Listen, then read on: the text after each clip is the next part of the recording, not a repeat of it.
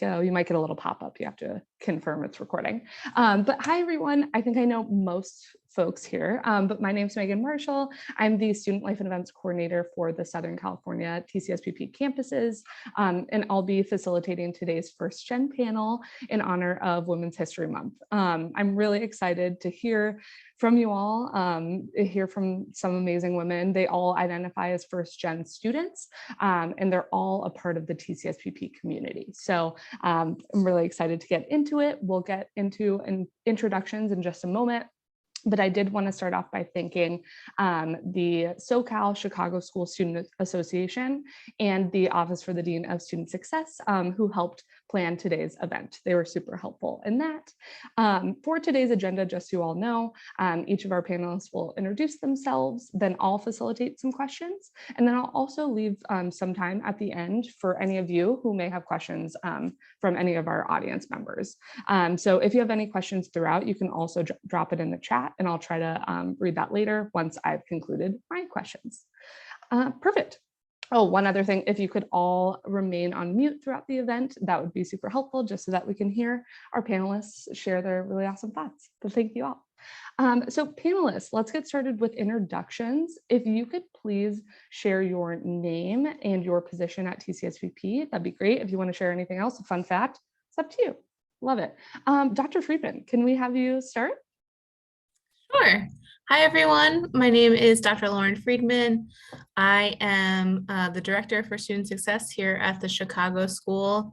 So I work on a national level with all of the campuses. And I've been with the Chicago School for 8.5 years. And I'm excited to participate on this panel. Thanks, Dr. Friedman. Kara, what about you?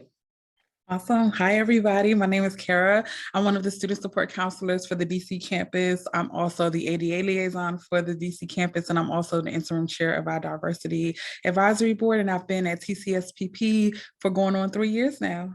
So thank you for having me. Thanks, Kara. Kelly, how about you? Hi, I am Kelly Bilstrom. I'm the department manager for the BA online program. And then I'm also an adjunct faculty, so I teach a variety of courses in the VA department. And I've been with TCSPP for going on 8 years. We got some veterans in this. I love it. And then Akshaya, our student panelist, how about you? Hi, everyone. I'm Akshaya. I am a student at the Washington, D.C. campus in the business psychology department. I just finished my dissertation defense a couple of months ago. And so I'm almost on the road to become the alumni of TCSPP. I have also worked with our business psychology department here at the D.C. campus for the past 4 years. And I've been a part of the school as a student for the past 5 years. So yeah. Awesome. Well, thank you all again for being here. Let's just hop right into the questions. I kind of have a hard-hitting one to get us started, but I'd be really curious to hear about kind of what were some of your challenges you all faced as first-generation students? And whoever feels comfortable starting, kick us off. I can start it off. I would say some of the biggest challenges for myself was understanding the process, like how do you even start, where do you start? And then understanding the terminology. When I first started, I didn't know what FAFSA standed for. I had no idea what that meant. And just kind of like, where do you start and what is this for? And then all the paperwork can be a little overwhelming when you're first starting, especially when it's your first experience. You can't go to your parents and say, can you, I mean, you can, of course, they'll help you, but they wouldn't know their previous experience. Yeah, I think what Kelly's saying is right. Apologies, I'm at a conference, so it's right on my top of my brain because I've been going to lots of first gen themed sessions. But it's, for me, what Kelly's talking about, it's called the hidden curriculum. And it's all of that background stuff that people are expected to just know. Co-curricular stuff, like where to find this resource, where to find that resource. And that is one of the biggest challenges. The other big challenge for me was that during undergrad, it was my first time being on my own and being responsible for myself. And I scheduled myself with 8 a.m. classes and I was like, I'll be fine. And now I know myself a little bit better. And I know that I am not an 8 a.m. person.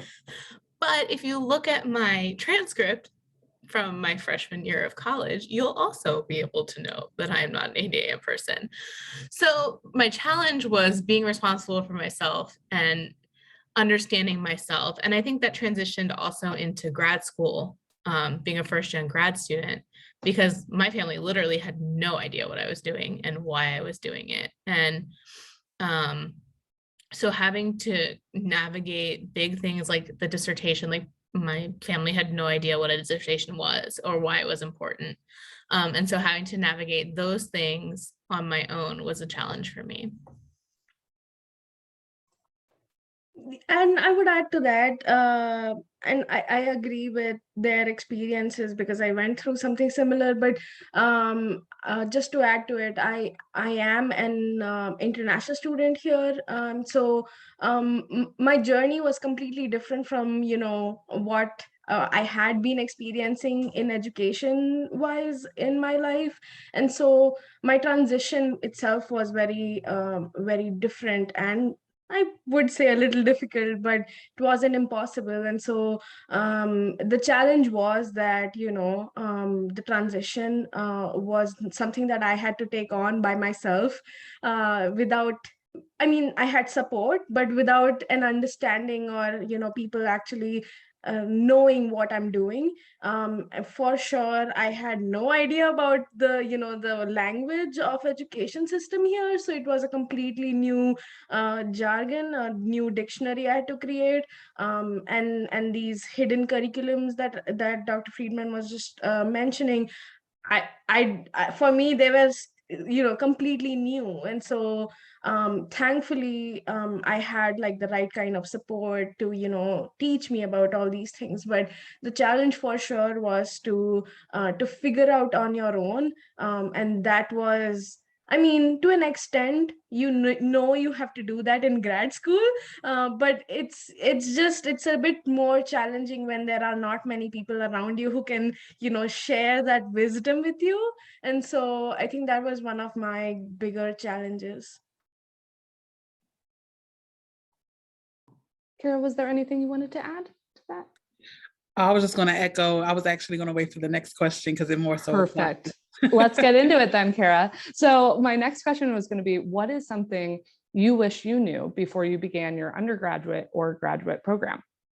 The organization of time, just because definitely in undergraduate, I was so used to high school being so structured. You started classes at 7 or 9. Whenever you started high school, you go to lunch at a specific time. If you had an extracurricular, it was at a specific time every day. When I got to undergrad, I think my first day, it was 5 p.m. and I realized I didn't eat. It was just like, okay, when do I eat? The organization of going from very, very structured to undergraduate where I have a class at 12, I don't have another class until 4. What do I do in between these times? And then for graduate, I'm also a first generation graduate student, knowing how life is now completely different from what it was in undergraduate. I now work, I have a full-time job. So where do I schedule time to study? When do I schedule time to eat, to work? It's just knowing how life is looking different in different areas of your life, and knowing how to apply that when you're in graduate and undergrad. Just because as a first generation, I can go to my parents, they're amazing, but half the time they didn't know what I was talking about. And they were just like, well, now you're in this transition in your life, now you're in a new one. They would just try to make it seem so beautiful. And I'm just like, you have no idea what's happening. So just that's something I wish I would have known, is how life is different in each area of my life. I'm in school right now, and my job from when I was in graduate school to now is completely different. It takes a lot more of my time. So knowing how to organize things, I wish I would have known a lot more how to really divvy up my time better. I think, oh, sorry, go ahead, Kelly. Oh, you're fine. You can go ahead. I think for me, I wish that I knew, or at least understood, that faculty and professors are people, and that I can talk to them. And if I need something, I can tell them. And whether or not, if I ask for an extension, if they're able to give it to me or something like that, but that they're human and they understand this process. They've been here. A lot of them were first gen, just like me. And if I need something, I can ask them. And I want to say for the most part, they're going to be able to listen and to, help me figure out the situation or how to address it. And just knowing that, faculty aren't this all-knowing entity that are just like so omnipotent, but like that they are people and they understand if you can't make it to class because you're sick or something else has come up, but that they're there to help you and to work with you, and their goal is for you to pass their class. Their goal is not for you to fail and not to challenge you to the point where you have to fail, and that you can communicate with them and that you can email them and you can talk to them, I think is a really big piece of advice for first gen students. Great, excellent points. I was just going to mention about, I wish I would have took advantage of the resources that were available to me. Of course, I knew they were there. I knew there was a writing center for my master's, but for my undergrad at the community college, they had all these wonderful things. But with I was working full time at that time. I was living on my own and then going to school full time and working a part-time job. So I just wish I would have known that it wasn't as much of an effort to be able to take advantage of those resources. Like I could schedule an appointment to have my paper reviewed and get some feedback, and it wasn't going to be this huge long process. And so I just wish I would have taken advantage of the clubs, the organizations, and had the time to dedicate to do some of those other extracurricular opportunities that were available. I think for me it was it took a while for me to understand that I need to take initiative in my own learning journey. I didn't realize that, because in schools, in the school system that I studied in, we were given a certain structure. Like Kara said, we knew what we were going to study and we knew we had to take these classes. And we didn't have a lot of options. So it was never something that I had to choose from. But in grad school, it's a lot of independent work that you have to pick and choose your courses, your programs, and stuff like that. I think that took me a while to understand, and also understand that there's less spoon feeding, and there's a lot of initiation that I need to take to complete my program. It did take me a while, and I still am a little behind, but it does help if the school, like if the professors understand that you're a first gen, especially a first gen international student, because it's not the same kind of structure that you have followed all the education that you have had before. And so right now I understand it, but I still look for that guidance. I still look for that structure, like, oh, what do you think I should do? Or I still go to my department chair and ask her for guidance, but it's actually me trying to hold her hand, or trying to do that. But I think now I've understood that I have to take more initiative in getting my stuff done. So even with my dissertation, it was more to do with how I finish it and not how my dissertation chair instructs me to do it. So it took a little bit of time for me to understand that. So yeah. I appreciate that. Thank you. It sounds like in all of your answers, there's like a lot of independence involved with this, first gen identity. And it sounds like too, you were all referring to some sort of supports that you had in place that helped with that. So I'm wondering, my next question is, are there any TCSPP resources like specific to our institution, or even more broadly, any helpful strategies maybe that you think would specifically help first generation students? Kara, I'm thinking about your answer, the organization, that has to be a strategy. Like, I'm wondering if you could add more to that. Dr. Friedman, would love to hear from you all about this. I'm gonna jump in first, if that's okay with everyone, and I'm gonna make a shameless plug for myself and our Dean of Student Success, Jennifer Stripe-Portillo. We are co-chairing an initiative around first generation success. So we're calling it the First Generation Success Program, First Generation Student Success Program. And through that program, we are gathering resources, we are hosting webinars and events, we are providing first-gen students with graduation cords to identify their status as first-gen students. Thank you, Kara. She put the link to our website right there in the chat for everyone. And so we are hoping to increase some recognition and programming for first-gen students specifically. We recently found out that about half of our students at TCSPP are first-gen students, and that's a huge number. And so we really want to make sure that we're focusing some efforts on meeting these students where they're at and on programming and resources specifically for them. So check out our website and keep an eye on your email. We had our first Gen Day back in November, and that was really fun, and we'll continue to be doing some first gen programming, so keep an eye out. I would say one of the biggest resources for when I was completing my master's here at the TCSPP was the Writing Center. That was a bookmark that never went away. I was there all the time, utilizing, submitting papers for review to get feedback. And then just the wonderful webinars that they have that you can watch at whenever it's convenient for you. So I'd watch the APA or formatting or how to improve your writing.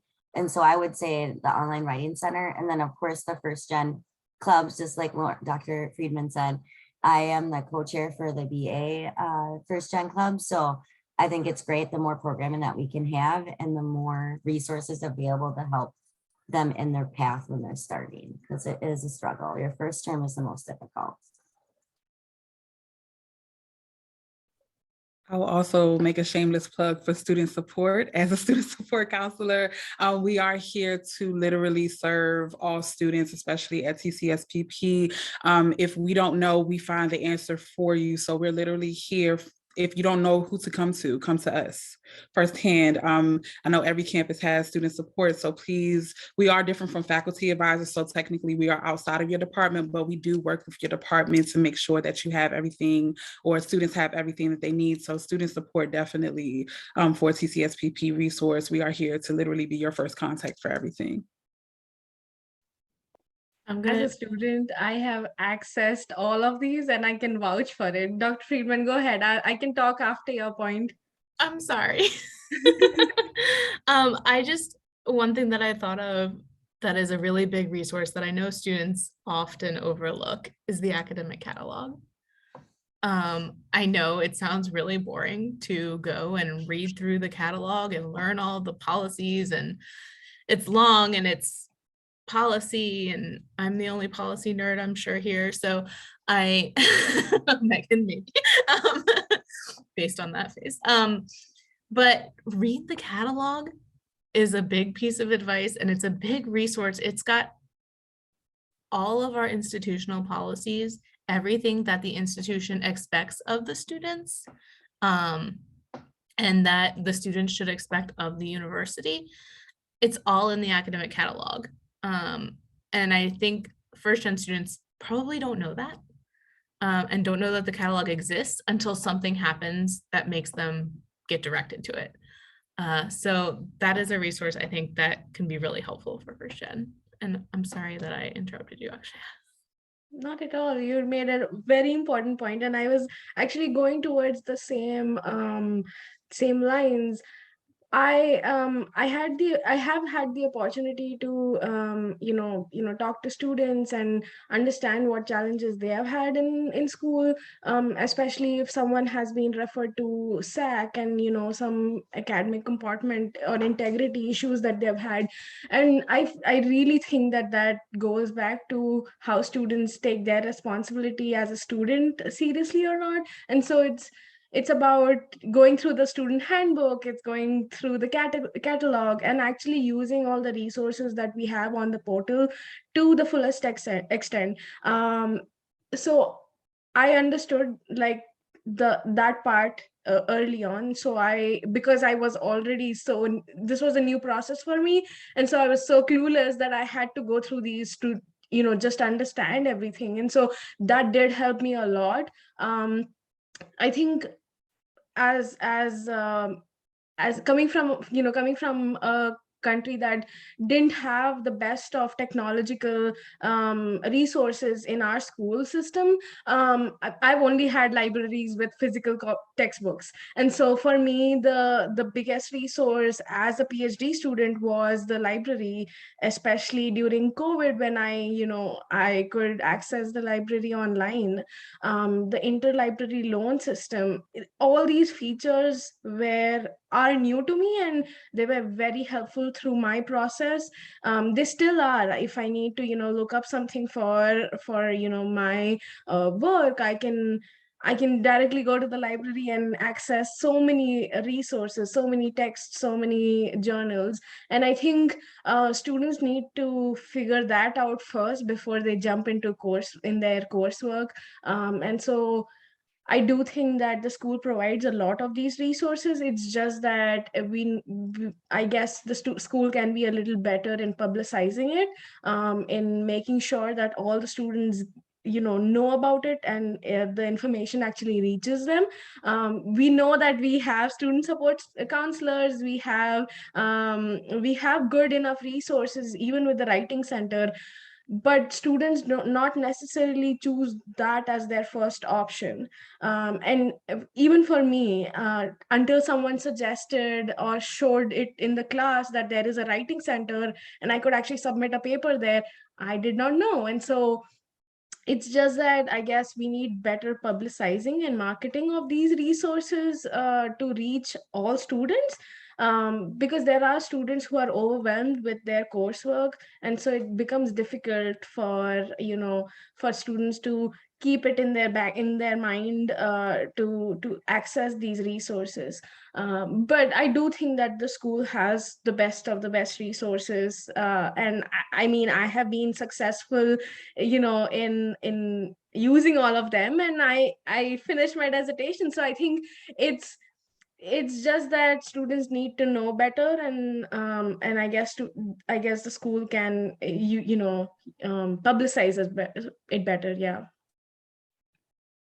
I was also just going to add to also never feel shame or guilt to even think that, oh, I need this resource. I know as a first gen, or even any student feels like, well, if I have to use that, I don't need to have to ask for help, or it shows that I'm weak, or maybe you have imposter syndrome, thinking, oh, I shouldn't be here if I have to use these resources, which is completely opposite. Those resources are there to help you succeed, and to never feel, oh, I shouldn't have to. That's why we're here, to help. We want you to succeed. We want you to graduate. That's why you're here.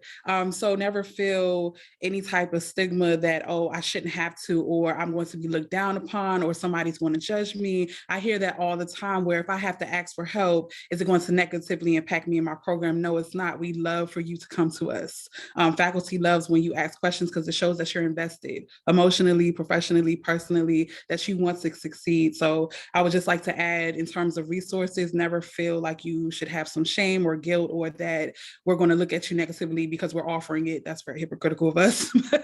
Feel free to use us. We're here for a reason, definitely.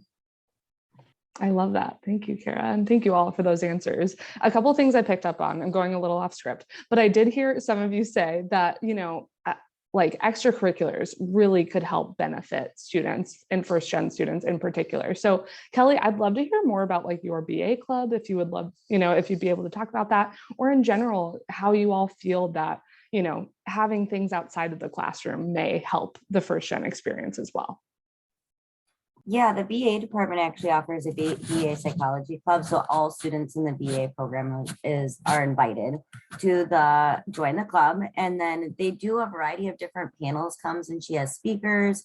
We do a Jeopardy bowl, which that's been a big hit. Like the students really like that. So I'm actually getting ready to mail out their prizes. And so we send them swag, and It's just a great area for students to kind of network. That's one reason I think I encourage students to join, is to meet students that are going in the same direction that you are, that are in the same boat, or potentially even taking the same class that you are, or at least have or will be. And so they're a great resource, and to be able to start like study groups, or even just to have a phone number to be able to reach out and say, I'm really struggling on starting this paper. Is there any way we could speak for like 10 minutes? And, you know, networking, I think, is huge for undergrad, especially first gen, just to have those mentors. I mean, I had some huge mentors in my undergrad and my master's that pushed me to keep going. And so I think it's important to take advantage of those clubs that are offered. So I encourage you to apply. Thank you, Kelly. Mhm. Lauren, go for it. I think extracurriculars are so important. It not only, you know, networking, like Kelly is saying, is huge, right? In establishing relationships with other students and people in your cohort and people not in your cohort, or an older student who has been there and can say, oh, you know, this faculty member really likes when you talk about this, or something like that. But also to increase like a sense of belonging on campus, and having extracurriculars and joining things like clubs or attending events on campus, like even if it's a non-academic event. Like I know like the DC campus does a birthday party every year for the campus's birthday. Even attending things like that increases that sense of belonging and makes you feel more comfortable while you are at campus and while you're on campus, and you establish those relationships that aren't necessarily established in the classroom, even like with faculty who are attending the events. Like there's a completely different vibe when you're attending an event versus when you're in the classroom. And it helps establish relationships, and it helps you feel as though you belong here. And these people are struggling just the same as you are, or even worse, or, you know, they're all going through the same thing that you are. And whether that's joining a club based on an identity that you have, or, you know, talking to other people in the same cohort or different cohorts, or doctoral students or master students, just making that connection is so important. And it's completely different than doing it in the classroom space.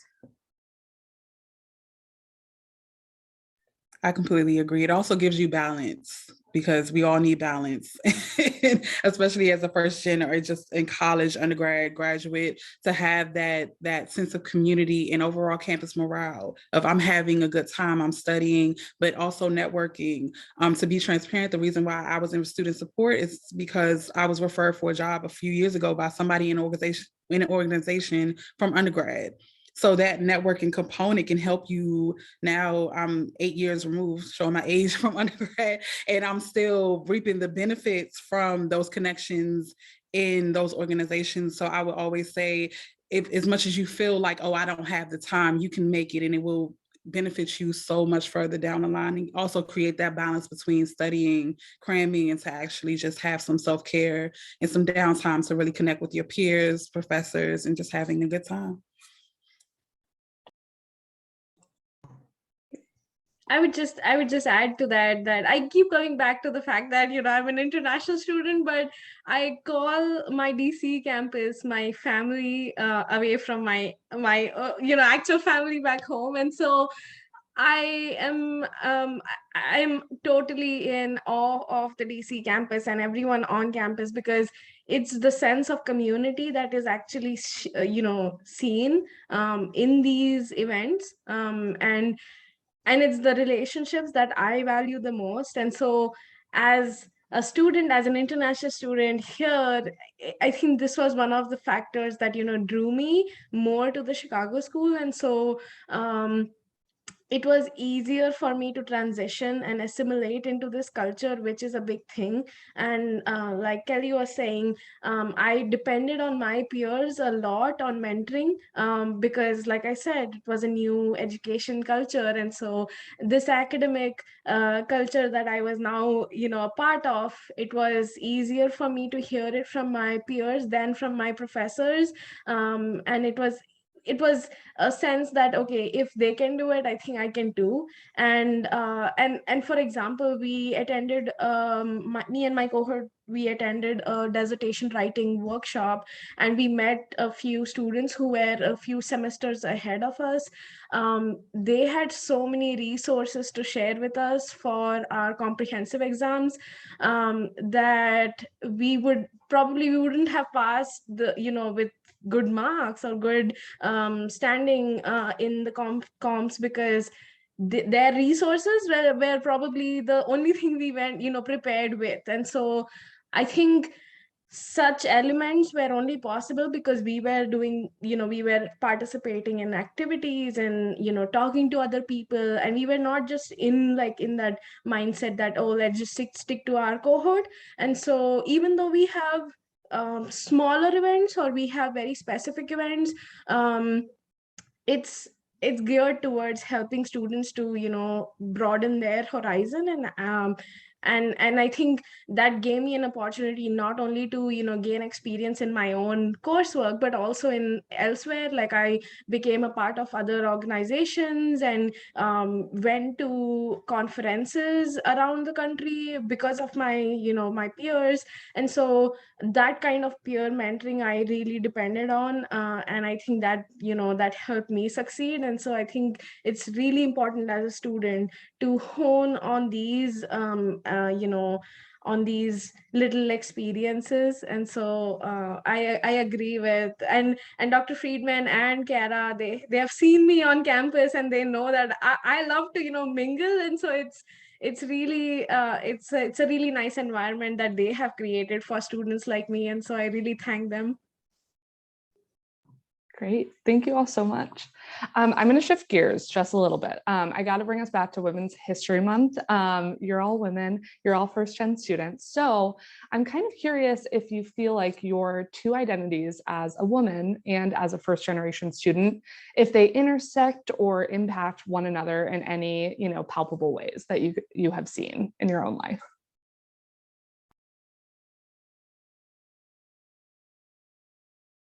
This one's kind of a toughie. So I guess I can go first. So I was thinking about this question, right? And I was like, yes, it impacts, either of those identities have impacted each other, because as a woman, there is a great expectation that that you will succeed or you will not succeed sometimes. And so, coming from a family that have always supported me, coming from a culture that is not very sure of educating girls till a level that I've gotten my degree. And so it was a challenge, you know adhering to those expectations, and especially because there was no one else whom I could rely on, and no one else knew what this experience is. And so just to educate everyone and also raise those expectations was something that I had to do, and also stick to those expectations. So now as a student, I have met their expectation because I finished my dissertation, but now they expect more is because my role as a woman in the society, especially in the Indian subcontinent, I have already overachieved, and I am an overambitious woman. And so it's a challenge for them to understand it. And so looking at me, they think that I'm westernized now, or I have a different set of values that I have adopted. And so now it's trying to juggle the aspirations of becoming a successful a PhD researcher, or their expectations of becoming a Indian woman in the US trying to be successful. And so it's just being overambitious is what they see me as, but I'm just ambitious. I just want to study and learn and keep learning. And so it's these expectations of society, and it's a different expectation than the society here in the US. And so it's just these expectations are clashing with what who I am and what I want to do, and what my family believes I want to do. And so it's it's a little confusing, but also me trying to, juggle between all these lives. And I do think that they will converge at some point. I just don't know when. Maybe the other panelists can talk a little more about it, but yeah, that's where I'm at. Yeah, I'm kind of along the same lines as Akshaya, but obviously a little bit different because we come from two different cultures. But I think that it really came into play during grad school. I think that my family, they all knew what I was doing when I went to do my undergrad. They were like, okay, you're gonna get a bachelor's, that'll help you get a job. It's kind of what's expected at that point in my life. I think what they weren't ready for was that I was gonna go into grad school and then I was gonna do my PhD and I wasn't gonna get married and have babies at the age of 25 or 26. I think that is where the biggest intersection for me was as a first gen student and a woman. It was a different priority for me. And going against kind of the norm that my mom expected, when she was my age, she already had me and my brother and we were already in elementary school. Like it wasn't what was expected. And so I think sometimes she still brings it up. She's like, time to tick in. Like, it's time. But I think that that's when I felt it the most intersecting. And it wasn't even necessarily from the school. It wasn't from the school. It wasn't from, the people who I was interacting with as a student. It was from my family and my aunts and my uncles and the people who had these expectations of me as a woman, but didn't understand that I was trying to balance it and that I, was working late on my dissertation, or I was working a full-time job and I was doing grad school. And so some weekends I wasn't free and things like that. It was balancing that I think was the most difficult, not the most difficult part. That was writing the dissertation, but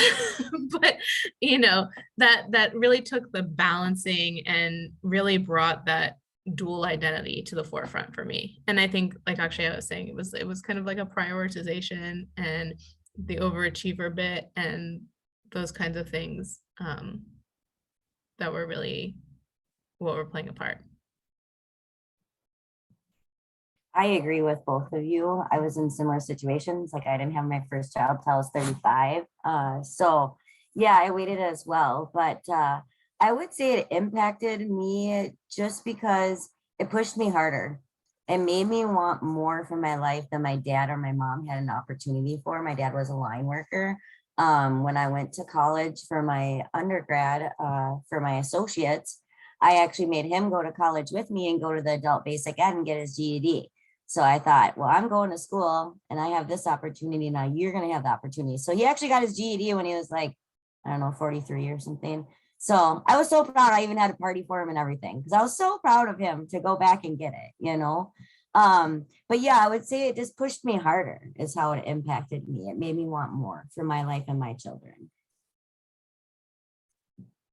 Yes, I have the same exact sentiments as well. I think with my family, again, they are amazing. They're very supportive, but even going to undergrad was a high achievement. And so when I was done, they thought, okay, well, now it's time to get married, have children, just settle down. And it's just like, I've just started. So let's get this train moving, especially majoring in psychology, you can't stop at undergrad, you have to keep going. So definitely in terms of the expectations, we love you, we're very supportive, but settle down. Let's get, and for me saying, okay, well, I have so much further to go. And so it's more so just going back to being more independent and saying, this is what everybody is telling you, but this is what you need to do for yourself.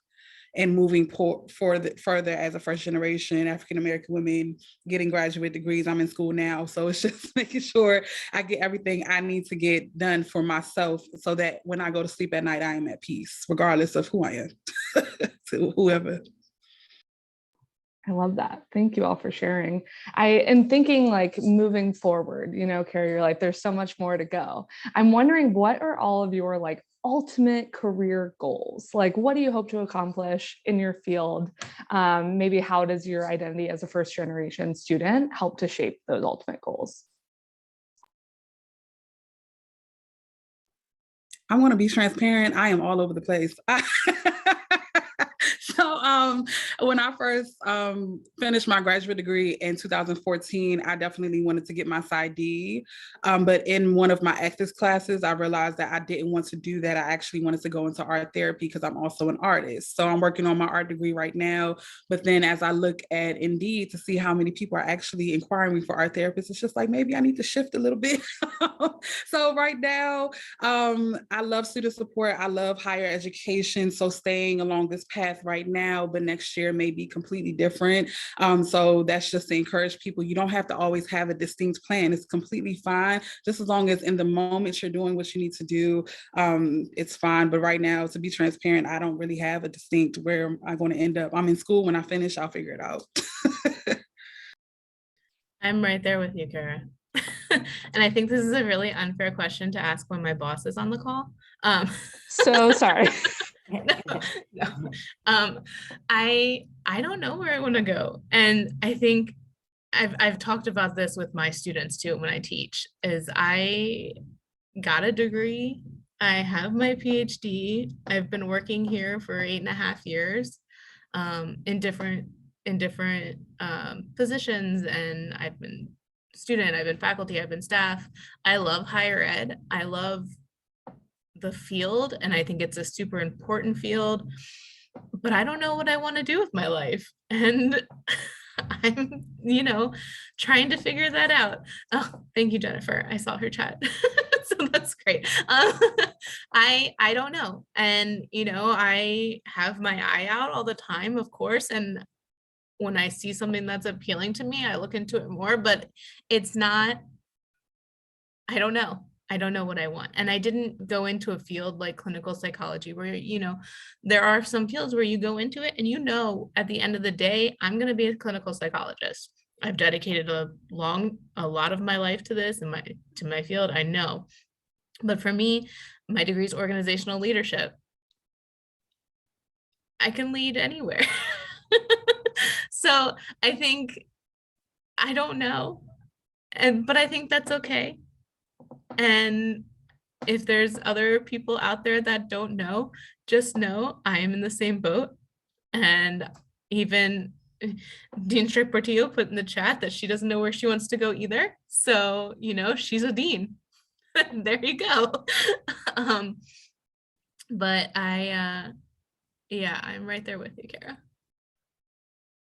Yeah, I was going to mention too, just to correlate, like I started my associates in computer networking and telecommunications, and now I have my master's in leadership and organizational management. So completely different. So, I mean, I got through my AA, and towards the end, I was like, yeah, I don't want to work in a server room all day. I need people. And so I just realized, and then I started my bachelor's in that. So you change as long as you go. And here, I would have never thought I'd be an adjunct faculty and love teaching. I love teaching. And I did not know that when I was going to school. I'm confused as well, but I should say that I'm aspiring to be successful in the field of in any field I go in. Like Dr. Friedman said, organizational leadership can be applied to so many contexts, industries, companies. And at present, I am in the process of, looking for a job and trying to, work in an organization.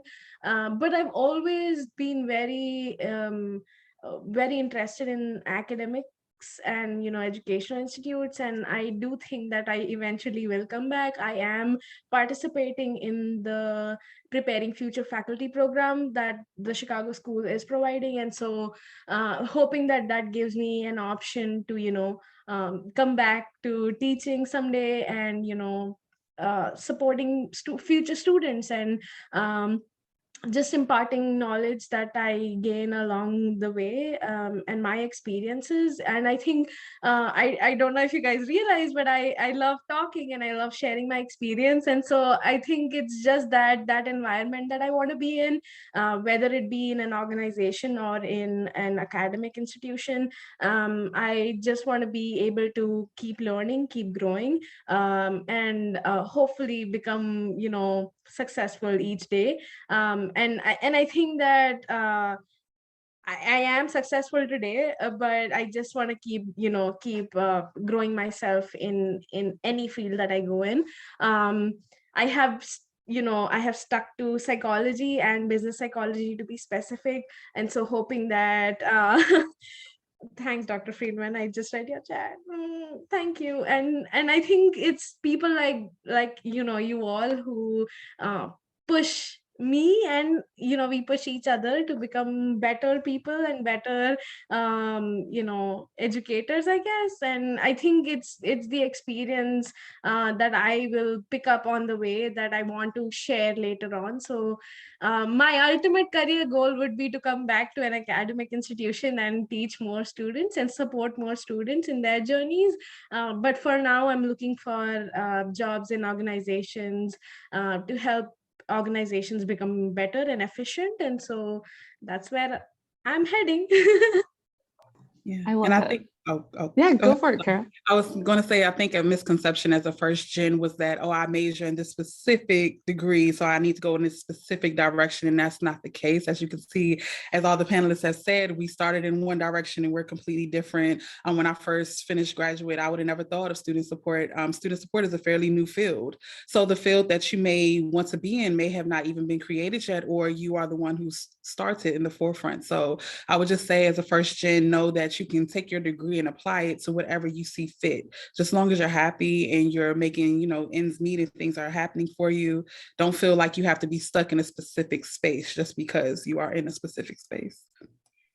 And I think that's a plug for participating in extracurriculars. Bringing it back around, I would have never known I wanted to do higher ed if I wasn't participating in undercurriculars or in extracurriculars during my undergrad. And that's how I realized, like, I was participating in student government and I was participating in all these clubs and organizations. And I was like, maybe I want to do student programming. Maybe I want to be involved in helping people have this fun and great experience that I had.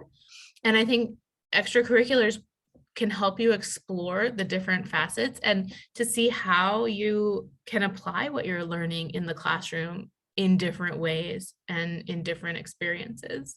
So I think it all comes back around.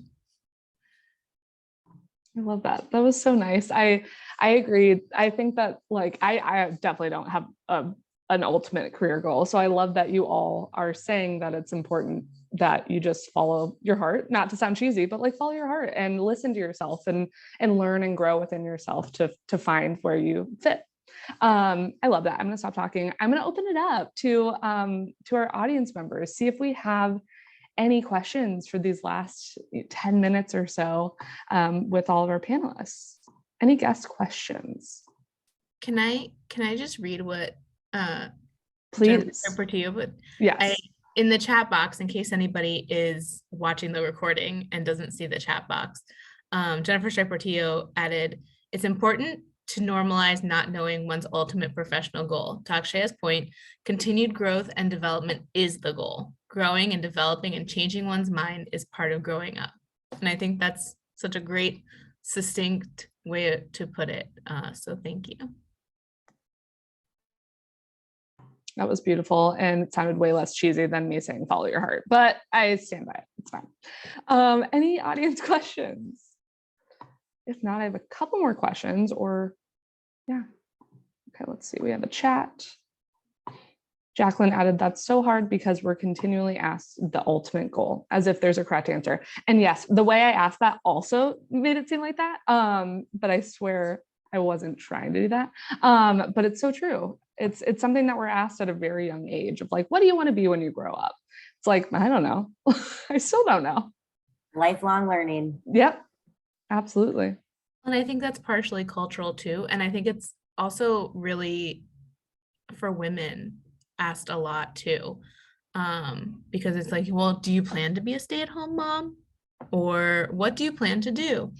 Um, and I think it speaks a lot to our culture and to how we make priorities within our culture.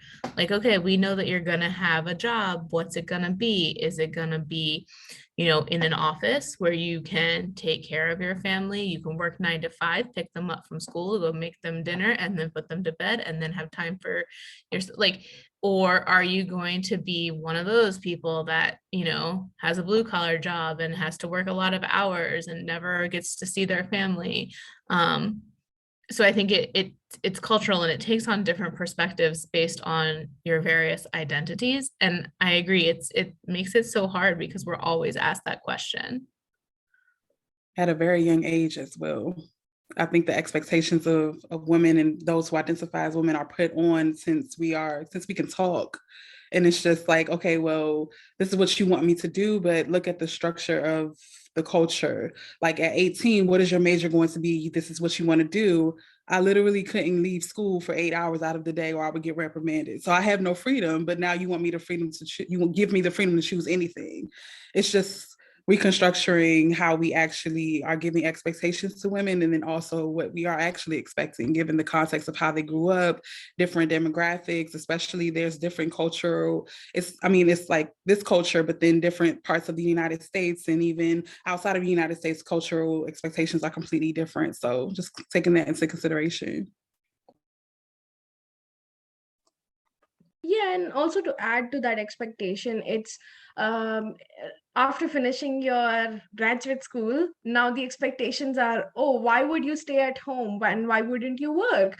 Why aren't you getting a job? Or why would you be so picky? Or like things like that. Like people start expecting you to be something more, and they want you to stick to those traditional stereotypical roles that a man would have chosen to do after doing a certain degree. And so it's just these stereotypes that are in place in societies that are playing into context when it comes to women who have their graduate degrees.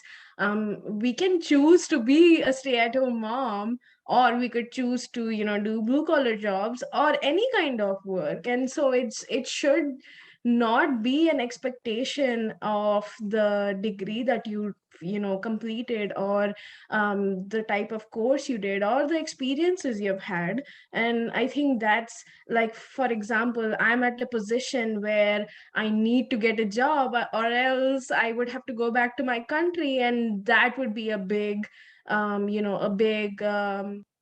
question mark, because people are expecting me to get a job and settle down in the United States. And so it's just an expectation of people that I'm trying to keep up to right now, rather than working on myself and experiencing and exploring things for myself.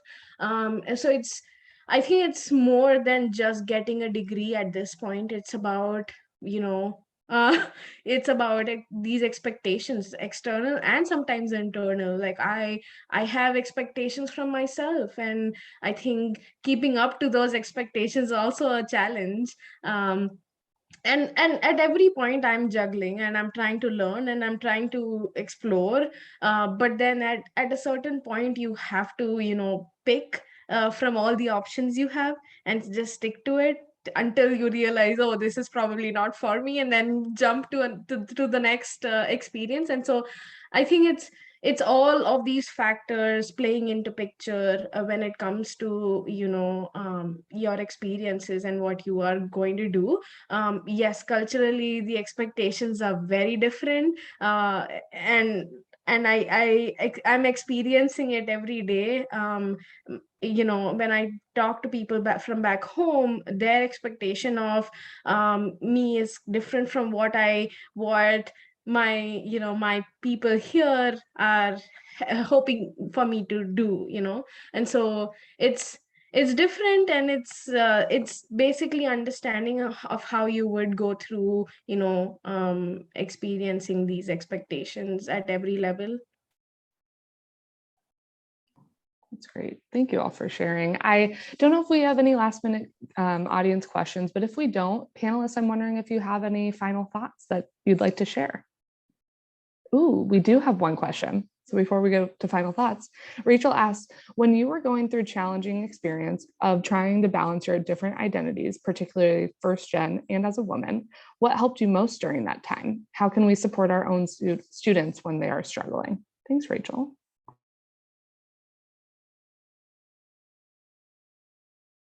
I would say being realistic of what I can balance and what I can't balance. I am only one woman. I'm every woman isn't me, but I'm only one person. So just knowing exactly what I can and what I can do. And then also just being vocal of everybody's expectations of me and letting them know I am the number one person that can set these expectations, and I'm the only person who can meet them. So being communicative, I let my students know every time, give yourself grace. You are only one person. Look at the reality of the situation. You have a full-time job, or you have a full-time family, or you have a full-time life, and you're still in school full-time or part-time or however. So just letting them know, be realistic, know exactly what you're trying to do, how you need to handle it, and go forward, and always move forward, never stop. Definitely. Yeah, I agree with Kara. And I think part of that too is knowing yourself and knowing your needs and your expectations of yourself.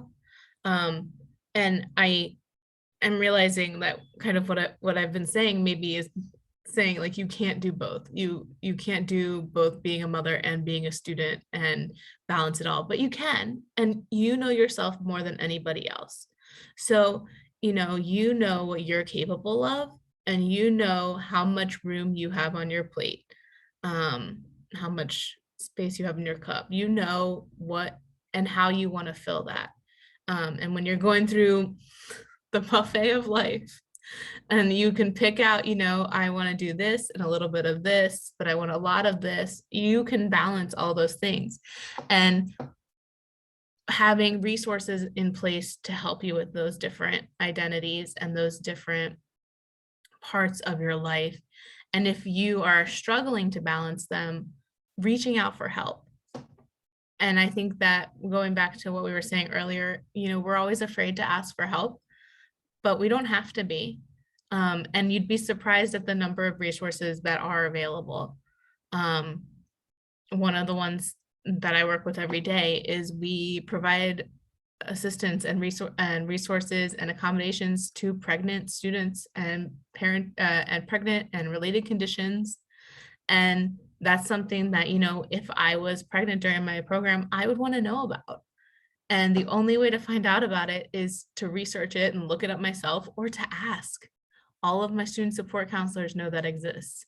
All of, most of the department managers, somebody that I can go to and ask and establish a relationship with, where I'm not afraid to ask those questions. And I think that overcoming that fear of not being able to balance and not asking questions is one of the biggest challenges. As a student, I would like to share my perspective in when I was struggling, and I was shy when I moved to the school. In my first semester, I was very shy, so I never used to ask questions. I was a little apprehensive in admitting that I don't know something, and so I would try to look it up myself, and in some cases I never was able to. And when I was struggling with like coursework or anything related to that, I was trying to do it by myself, but then I realized that the biggest thing that I needed and I was given was clarity from the department. And our department was very good at providing us with, rubrics and resources. And even our department chair was very good with having, one-on-ones with students. And so just having confidence in the department that they are going to provide clear instructions for you to succeed, and all you sorry, all you have to do is just follow the instructions. And I think that's what helped me. I didn't overextend myself by, taking up too much or reading between the lines. I just followed the instructions. At later stages in my program, I did, reach out to professors and ask for clarification in some cases, and that did help. And when I needed, some extra time and extra, extra clarification or extra, notes to refer to, I was able to ask for that. And so that, for me, that was the biggest thing. What students don't realize is, they need to have confidence in their department, that they are there to help them succeed, and not there to, cut their marks or, fail them in coursework. And so I think for me, it was the fact that my professors were instructed well enough from the department to provide us very clear instructions to do an assignment, to do a quiz, or to do any kind of coursework. And so even though we had all the resources, I think that transparency from the professors, adjunct or full-time professors, it was that helped me, with coursework.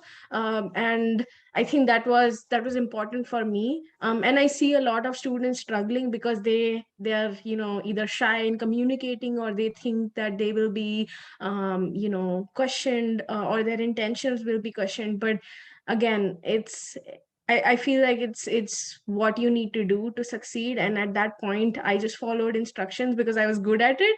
And and so I think if you are not afraid to communicate and ask, you should probably do that as a student. But if not, then just follow the instructions. That's all I tell my friends and whoever comes and asks me a question about the school. I just tell them that it's about following instructions at this point, because you know what you need to do. You have an intellectual mind, brain, and you know how to do this. It's just that you need some guidance, and there are things in place to guide you. You just need to look in the right place, and I think that did help me quite a bit. Thank you so much. I do see that we're over time. So Kelly, I wanted to offer you, if you wanted to add any final thoughts, you're welcome to, and then we'll probably wrap it up. I would just say that I would agree with everybody saying, and you had such good comments this whole webinar that we had today that I really enjoyed it. And I really want to say thank you for inviting all of us and to let us speak today. Of course. Thank you all for being here. And thank you to all of our audience members for supporting them as well. I do see there's one more question in the chat. I'll send that to our panelists later on, just in case there's anything you'd like to share with Melissa, and I'll get that answer back to her. Awesome. Thank you all. I hope you have a great rest of your day, and happy Women's History Month. Bye, everyone. Thank you. Bye-bye.